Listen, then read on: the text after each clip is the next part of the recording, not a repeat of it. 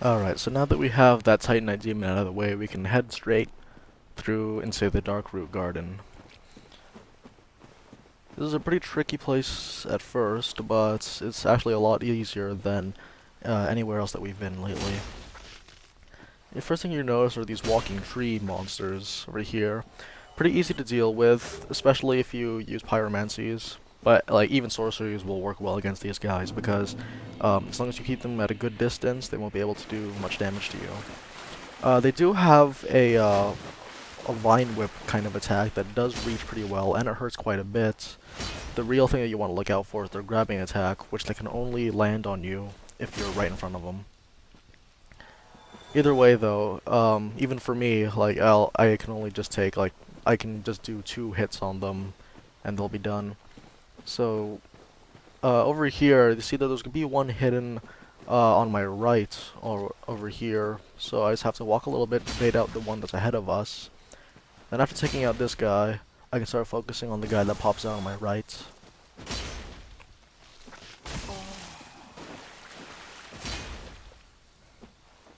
You'll also notice that these monsters also drop blood red moss clumps and purple moss clumps.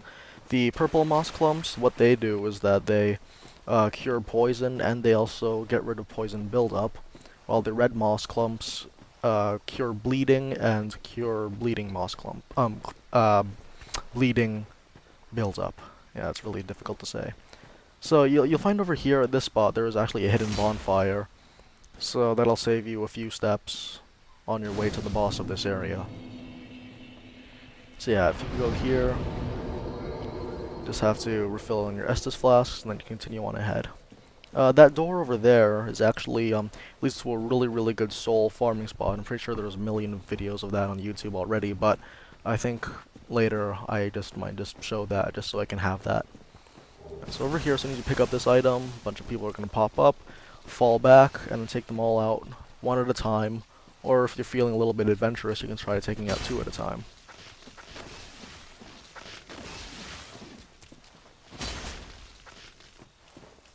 These guys do a lot of damage, especially when you're fighting against a bunch of them at once. Like just back there, I got hit by several of them at once.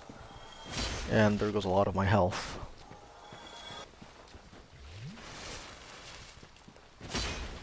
So yeah, the clumps that they drop, they'll come in useful actually at the boss, after the boss that I'm heading towards right now. So yeah, you go through this white light over here and you go to the next part of this area. You're gonna see a lot of lights here, but those aren't really items, they're just there to make you think that they're items. You don't have to really focus on anything that's happening over here. Although there is one hidden item that I did want to show you guys. It's a partisan, it's a spear. It's not a very special spear, but I just thought I'd show it off to you guys. Yeah, you also gotta watch out for those vines, they're alive. And they'll try to kill you for trying to touch that partisan.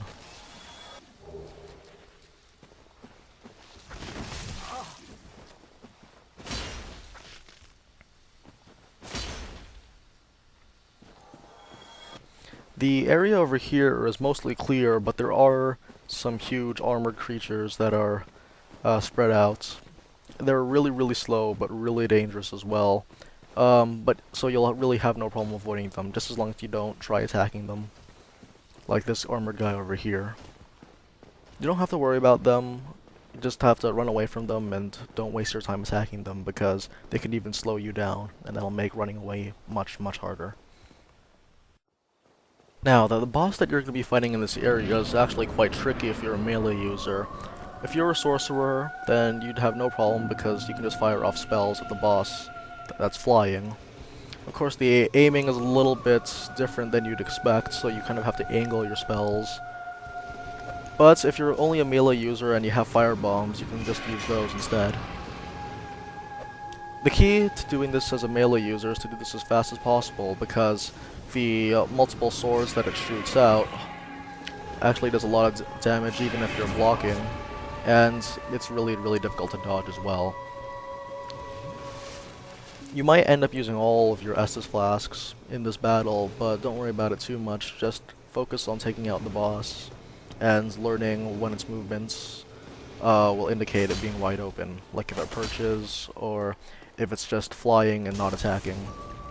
Once it does perch though, that's your opportunity to score as much damage as possible.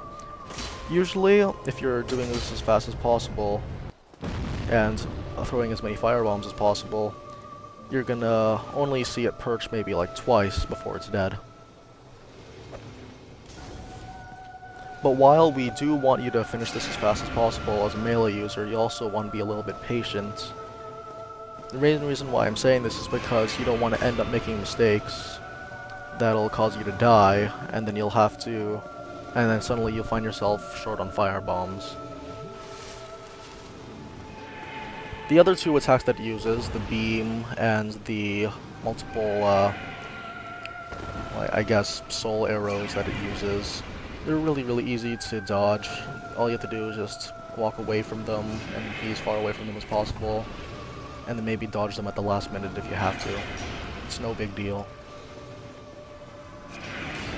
It does have an annoying tendency to continue using the sword attacks,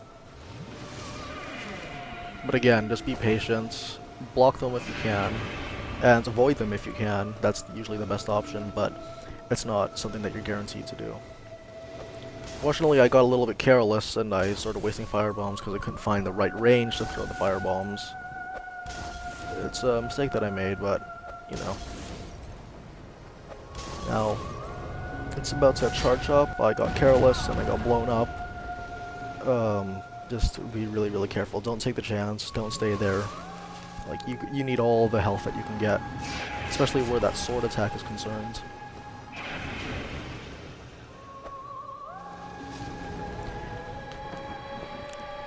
Now, earlier when we fought against the Titanite Demon, I mentioned that there were boss souls. You'll get your first boss soul in here, the soul of the Moonlight Butterfly. What you can do is that either you can use that for a weapon, or you can use that for getting souls. Use it for a weapon, because it doesn't give you very many souls. Okay, so all the way up here you're going to find two useful items. One that's going to help you progress with the game, and one that is it's so useful it may as well be an item that you absolutely need to have. So the key, you're going to need that just so you can progress, and then the Divine Ember, you have to give that to Andre of Astora. And what that's going to do is that it'll help you fight against the skeletons, and it'll make the later part of the game that much easier, and I'll explain that when we get to that point. So yeah, just head back to the Undead Parish's bonfire, and on your way there, give the Ember to Andre.